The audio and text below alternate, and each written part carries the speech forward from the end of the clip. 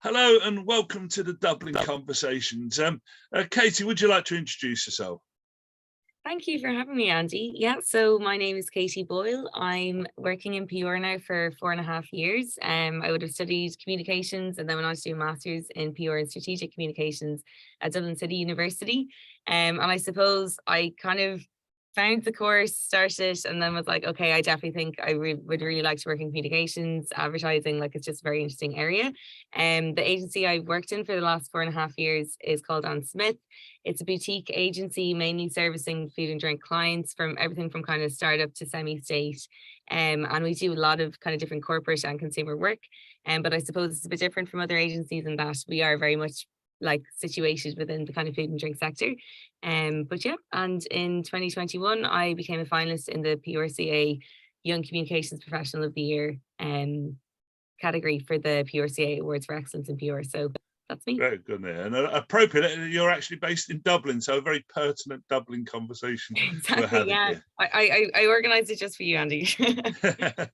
That's good. So yeah, just to set a context then. So the Dublin Conversation believes that for many working in the communications industry, they're a bit like the early astronomers who sort of had a world view and developed an understanding of their universe, where very sophisticated, elaborate models of explanation, but fundamentally flawed by having, like in their case, the Earth at the centre. And certainly, we believe that if you work and say as a public relations practitioner, advertising, communications, behaviour change, and so on, the challenge you got is that you see the world from that perspective. So in order to grow our collective thinking, we need to encourage people to step outside, to almost unlearn the existing ways and models of seeing the world and go on a journey where we explore, is there an alternative way of seeing the world? Is there a better way forward for us in developing new ideas? And so we call it the 5 steps to Dublin, in which we take the 5 steps there. And the first of these steps is that recognizing that one of the most basic human functions after like living, breathing, eating, using your senses is the need to manage perceptions of your future behaviors. And at the heart of that is having confidence in what you perceive. And we've identified 5 levels of confidence. Firstly, you need to have confidence in what you're perceiving as reality is credible. And by the word confidence, we don't necessarily mean in the more general use of self-confidence, but more in the lines of a reliable expectation of subsequent reality, that what you're perceiving will happen. So there's a level 1 of a creative confidence in your own perception of reality. Secondly, in your own purpose about who you are and what you're doing. Thirdly, the need to earn confidence in others. And fourthly, others have to have confidence in you. And fifthly, that there's a sort of a confidence between other people that enables society to function. And at the heart of this is the idea of authentic purpose. And by having an authentic purpose, we believe it makes it easier to create confidence by being more coherent and compelling. I just wondering any thoughts about this and the significance of purpose in our work. Yeah, like I think it's absolutely vital to anything that we do within communications, like whether like in my own experience, like doing a standalone strategy workshop with a client, but like anytime, sometimes maybe in the Irish context, I don't know if it's the same in the UK, but a lot of times clients may come to you and go, we want to do something. And you're kind of like, what's the reasoning behind this? What are you setting out to achieve? And sometimes they haven't actually thought that out themselves. They just kind of might see competitors in the market doing something and feel like they need to jump on the bandwagon, or they might have extra budget left if it's the end of the year or different things. And it's really just drilling down into be able to go, this is the ideal outcome that we want, or we need to engage this audience. So I think purpose is central to everything. And even kind of then taking it like more broadly, the company that I work for currently, like we're very much purpose driven. We try and align with clients that share the same values. So I think maybe that provides you with a slightly more maybe unique perspective to maybe other people working in the industry, but we're very much purpose driven and values led. And it just means for everyone involved, whether it's the client, the agency, the consultants, and then any third parties, you're all kind of working towards the same vision and achieving the same goal. And it just results in far better job satisfaction. Interesting. I mean, so you're saying, for example, there's a role you as a consultant to educate your clients. Do you find that clients are receptive to maybe taking what they saw as a tactical need to a more fundamental one of purpose? Yeah, I think in most instances, clients are very open to, I suppose, just exploring the rationale behind things a bit more. Like sometimes they might have had an internal meeting and get a bit excited and they're like, we're going to do this thing. And then, you kind of take them on a journey, you listen to them, take on what they're trying to do, kind of, I suppose, just extrapolate it out, understand what the need is, what the objective is, how do we get there? Or like, is that the best use of something or do we build it into a longer term thing? But absolutely, like any kind of experience I've had, clients really appreciate being able to kind of sound ideas off, like with consultants, refine an idea. And ultimately, we are advisors. So they just appreciate having that kind of trusted voice that will support their business and know that they're looking out for the business and its kind of continued success. But ultimately, if something wasn't the best move, that we would say that and go, look, we think you'd be better off holding fire and we'll do something, later in the year. We'll revisit it when there's more resources available. But definitely, I think clients are far more open to having that conversation now, even compared to kind of maybe 4.5 years ago when I would have started working full time in the industry. I think everyone has to be a lot more aware and kind of in tune with what's going on externally. And I think clients can tend to be very insular. So the graph that you had there of like the earth being in the center of the diagram and everything rotating around it, Yeah. it is a thing to go, well, we might think this is a great idea, but actually the audience we're trying to reach out to don't actually care about this. Or how do we make it relevant to them? And to give that perspective is really beneficial. So within that, I'm assuming then you see it as a role of the public relations or communications professional to educate and guide the client rather than just be a sort of passive responder. Absolutely. Yeah, I definitely think so. And it's not to say, obviously, the clients, depending on the sector or what their services or products that they're offering, they will be the expert in that specific niche. But it's up to us then to understand the landscape, the audiences that we're talking to, the nuances, then like how media might be receptive to it or what other tactics might need to be factored into, like if it's a promotion or an activation. But I do think so. I think it is our role to kind of guide and instruct and to kind of be like the eyes seeing everything externally because they can be very inwardly focused sometimes. Yeah. And then I also think that, yeah, like it kind of just is. I do think it is sort of an education piece. They're kind of relying on us for that. And I think clients are happy to go, we don't really know how this works sometimes, and to Yeah. kind of rely on us to bring that expertise. And I think it's probably for practitioners, and maybe it's it can be difficult when you're starting off initially, but to actually have conviction in you being the expert and maybe holding that hat. And I suppose wearing it with a bit of pride and going, yeah, well, I'm advising you on this because, I have the experience or I have the academic credentials to back it up or whatever it might be. But I do think that clients in the main tend to be very receptive and open. Yeah. And obviously, in order to have conviction, you need confidence in yourself Exactly. and going forward there. So looking forward to step 2 then of our journey, where we identified that if you need to socially interact either individually or your clients, there are 5 opens choices. And these 5 opens choices provide you with the range of options to engage. And you may be familiar from your studies of the PESO model of paid, earned, share, and it's a distinct evolution, but a profound difference in the sense that own is not just your own channels, but your own sense of being, who you are, your ability to listen, your presence. Just spending time with someone could be a way of earning trust, as well as your own channels, and also the introduction there of the nudge, which is for covering. Making it easier for people to do the choices you want. The analogy I always use that, and I phrase this for our international audience. If you want people to eat less French fries in a cafeteria, you put the French fries at the end of the line. So by the time they've arrived there with their plate, it may be full of other food, and therefore they choose not to have the French fries. So you've influenced someone without any form of direct communication. So we're saying that to interact with others, you've got these 5 opens choices. I just wonder any thoughts there about whether agree with it, or if there's anything missing or anything more important than within that mix. Any thoughts there? I think it's a very well-rounded model. I think nudge is particularly interesting. I like from I suppose even just feedback and interaction with clients, even if, there might be, especially in the kind of sector that I tend to work in, there might be things where it's kind of there's a campaign that might repeat annually, or there's an event, and clients are always looking for new ideas and how do we improve, or how do we refine it, or how do we build on what we've kind of done to date.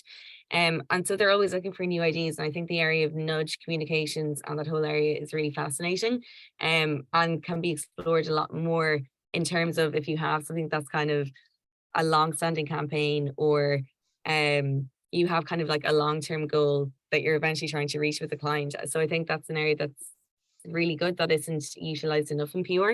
I think the way that own has been broken down there to not only mean like your own channels, but just your sense of being and who you are and how you stand out to people, it ties in directly with purpose. And I think the ideal scenario for anyone is to start where you have like a really nice, like a strategy workshop, and you get into the nitty gritty and you can build a really comprehensive communications plan kind of from the ground up, or you have the capacity and the permission to do that from the client. And I think the issue sometimes if you're kind of tendering for new work or pitching for new business, the client gives you the brief and it's very much set in a certain thing, and you are kind of have to slot in. You can provide your kind of expertise to a certain point, but they might see you kind of working in the silo, or this is just for this little project or this side of the business. It's not looking at things holistically. And I think definitely that's where we need to get to. And I think that's where most communications professionals want to get to or want to work in, where that it doesn't matter what department of the company, everyone is kind of saying from the same hymn sheet and everything is aligned. And so I think this model is very comprehensive, but it shows how you can kind of reach so many more touch points and provide so much more positive impact if you have the permission and the trust from the client to just, I suppose, really like look at things holistically and to have joined up thinking. Certainly, I'd say the Dublin conversation suggests that we live in a world that's witnessed greater fragmentation. There's now new sort of ways of engaging with people, but also greater convergence, and therefore potentially a need for, as you rightly say, that we believe a holistic model going forward. And then thirdly, that we engage through the world through a very simple process. There's a simple model design created by Professor Gareth Loudon of Imperial College London of what we call listen, connect, do.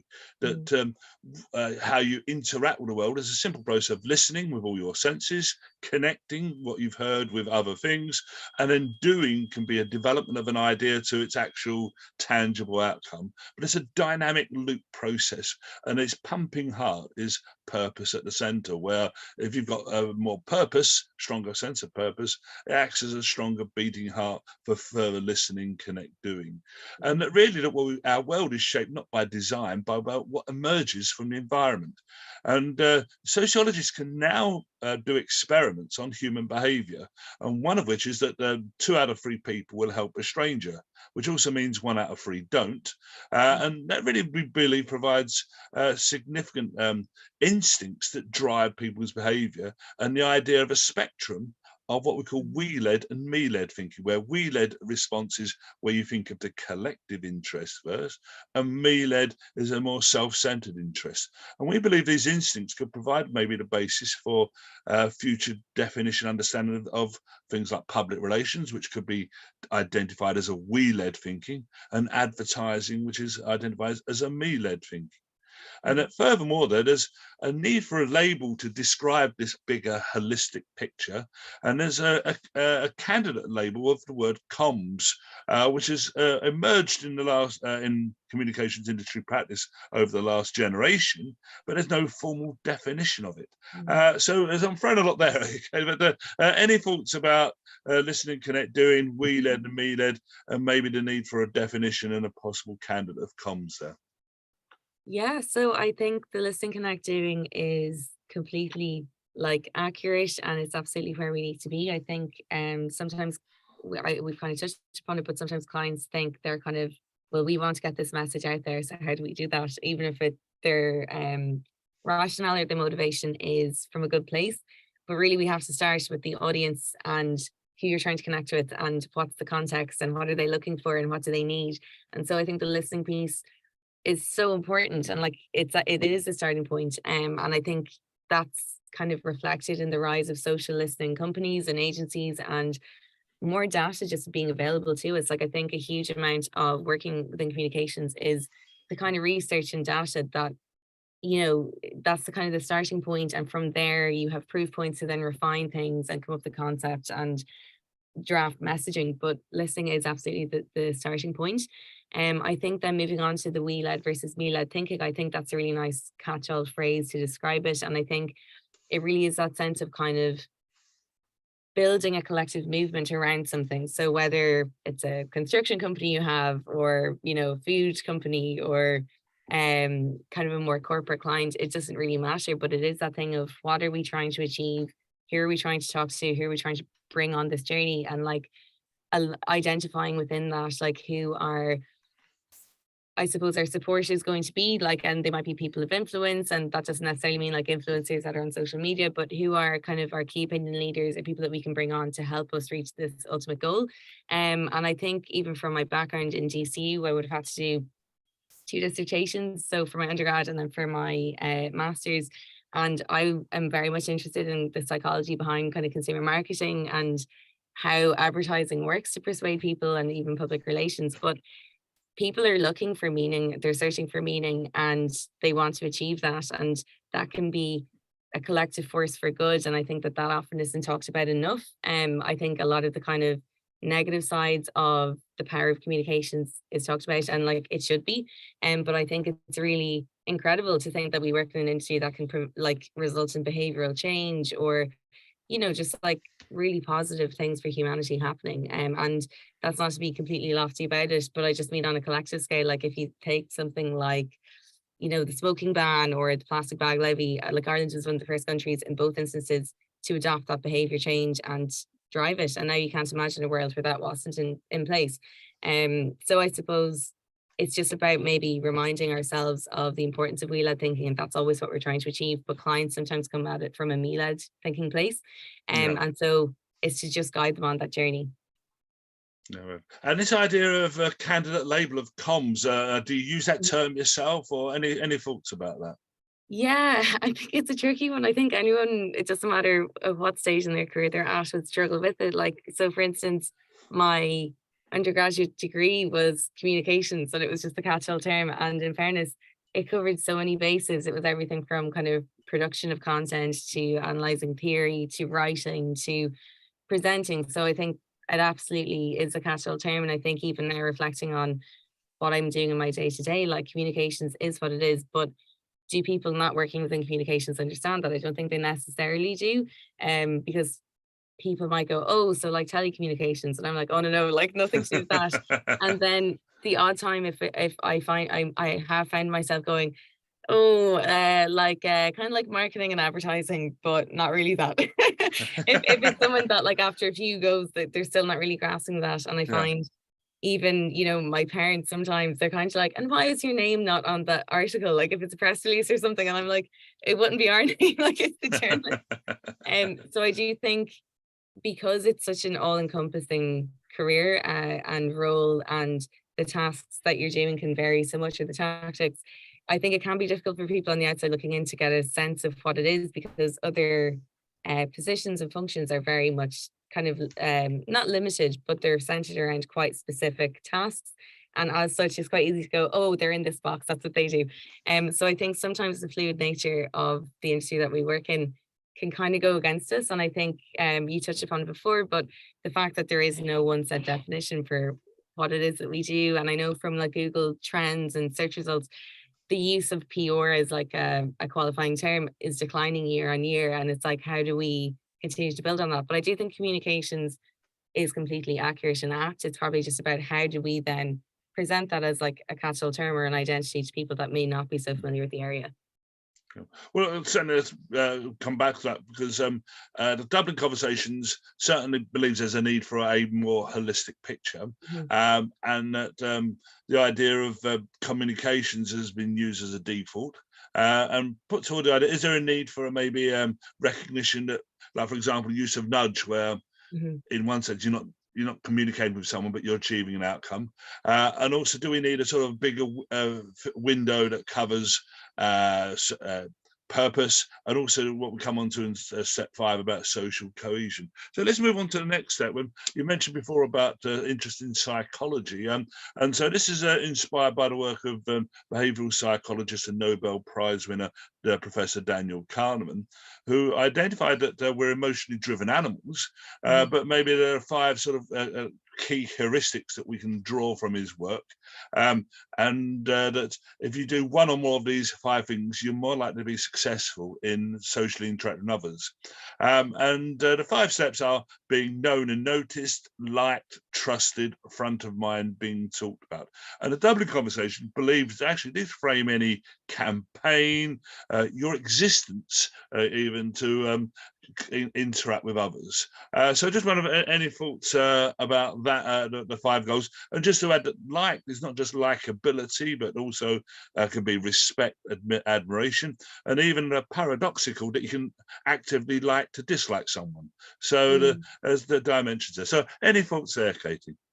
Yeah, so I think, Angie, it really it does come back to like what is the purpose or what is the brand identity really of like the company or the client that you're representing. So for instance, when you're talking there about like potentially not being liked, but almost being known for certain traits or Yeah. characteristics, like the first company that would come to mind there is someone like Ryanair, and they very much play into that. Not everyone likes us, but we provide a service, and it's, you know, very cheap flights and aviation, and it allows people to maybe like live a lifestyle that they wouldn't otherwise be able to do. But from a reputation standpoint, and I definitely think anyone working in communications, they might go, oh gosh, like they're constantly putting out fires in some regard.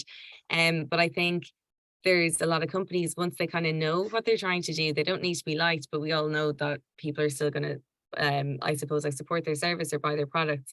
And it's probably about actually drilling down into like, what are we trying to achieve? Are we happy with that? Does this feel like it reflects what, you know, like us as a company or a culture, and knowing really what you're trying to do. And I think even some of the other points there, so it's like known, liked, trusted, front of mind, are being talked about. I think a lot of clients sometimes want to be talked about, and there's like such a drive, even since TikTok has just become like such a big thing in the last 2 years, but everyone wants to have this talkability factor to be talked about.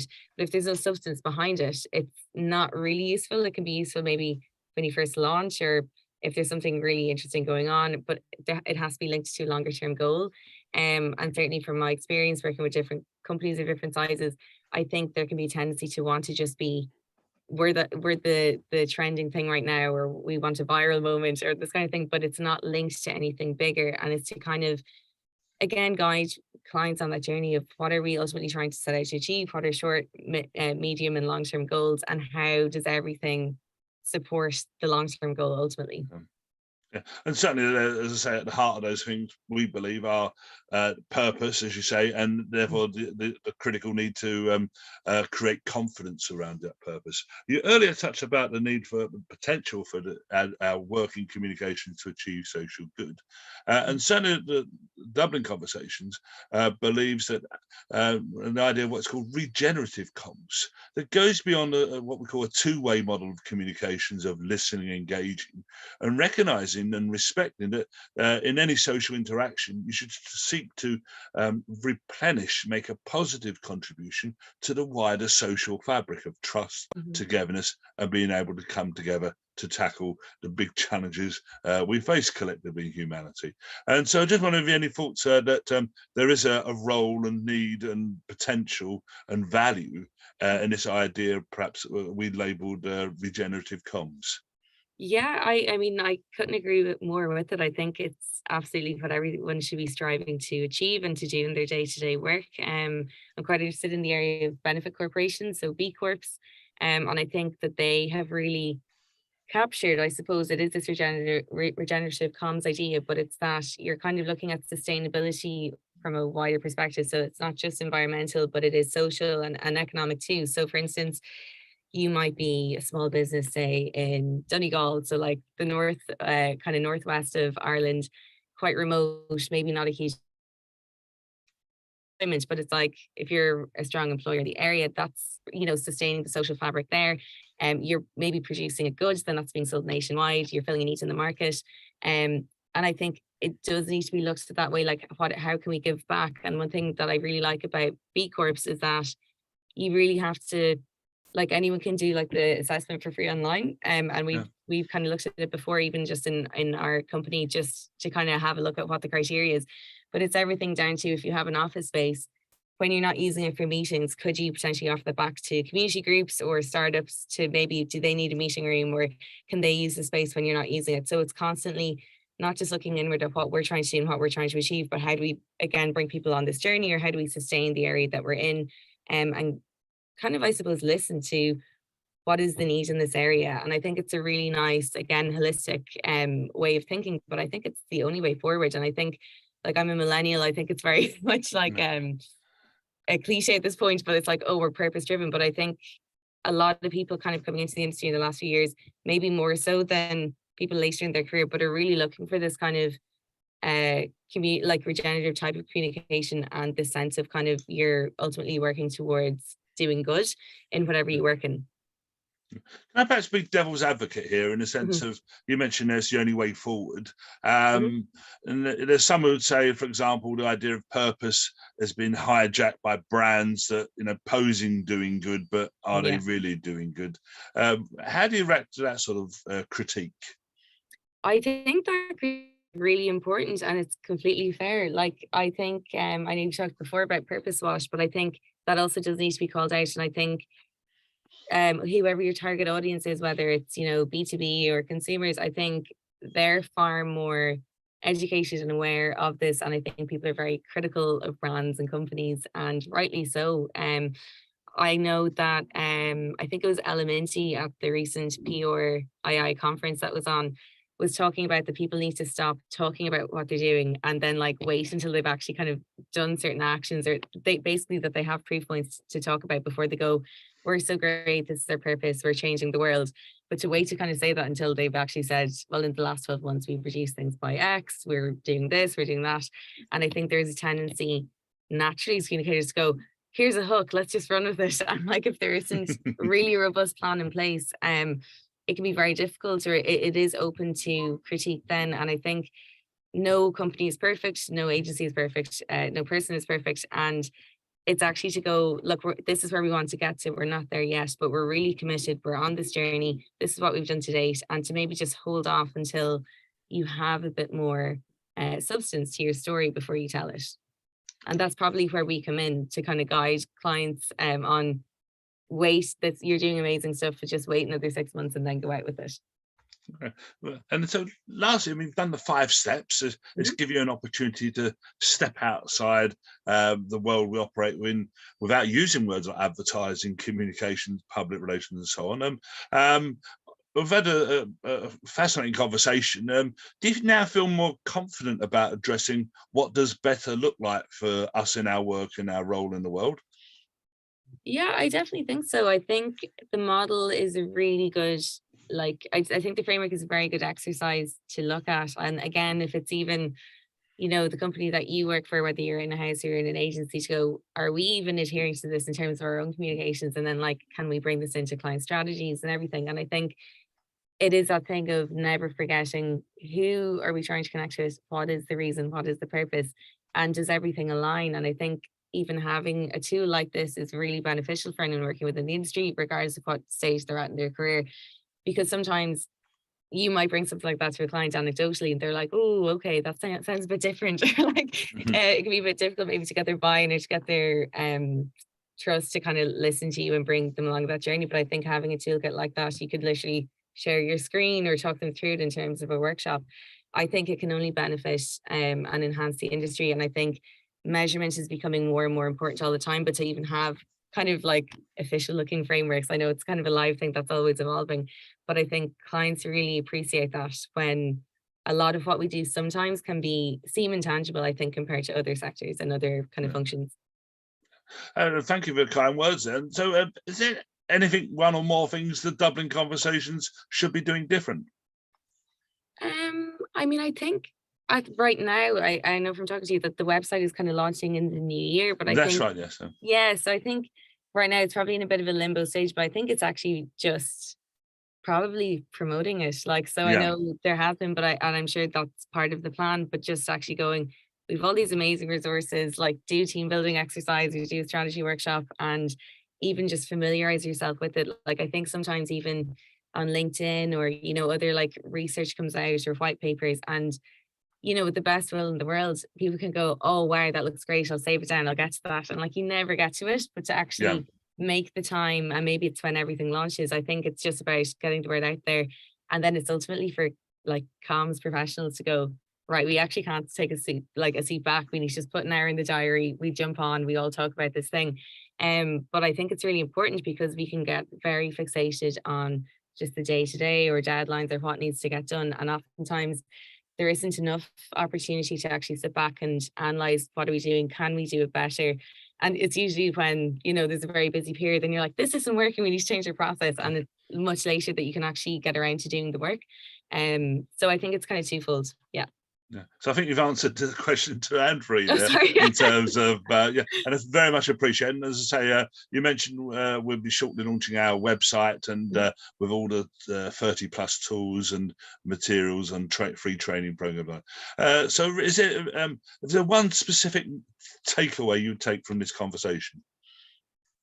I think the takeaway probably is that it's really reassuring and positive and inspiring that something like Dublin Conversations exists, and that there are people really well connected and like with huge experience, really passionately working to drive things forward in a really good direction for the industry. And I think, we kind of touched upon the potential identity crisis that PR has at the moment, or comms, in terms of what word do we even use to describe ourselves. But I think having frameworks to help us all navigate into the future and amidst like a very turbulent and changing world, it's just really inspiring. And like it makes me feel proud to work in the industry and to kind of go, wow, cool. Like other people also want to do this thing that I want to do. So I think it's just a really positive thing. Okay, that's marvelous and again inspiring to talk to you, and really thank Thanks, you for Andy. some really valuable insights and delightful conversation, which I believe both of us hopefully can grow from going forward there. So thank you so Absolutely. much. Thank you so much for the opportunity. Thanks, Andy.